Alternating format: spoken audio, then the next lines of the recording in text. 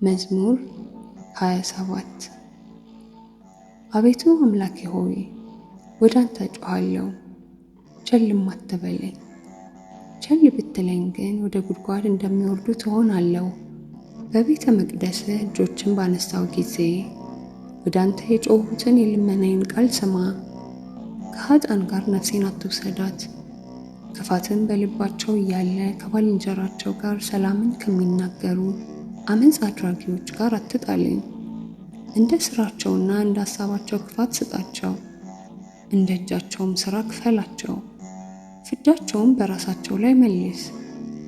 ወደ እግዚአብሔር ሥራ ወደ እጆቹም ተግባር አላሰቡምና አፍርሳቸው፣ አትስራቸውም። የልመናዬን ቃል ሰምቶኛልና እግዚአብሔር ይመስገን። እግዚአብሔር ረዳቴና መታመኛዬ ነው። ልቤ በእርሱ ታመነ፣ እርሱም ይረዳኛል። ሥጋዬም ለመለመ፣ ፈቅጄም አምነዋለሁ። እግዚአብሔር ለሕዝቡ ኃይላቸው ነው፣ ለመሲሑ የመድኃኒቱ መታመኛ ነው። ሕዝብህን አድን፣ ርስትህንም ባርክ፣ ጠብቃቸው፣ ለዘላለሙ ከፍ ከፍ አድርጋቸው።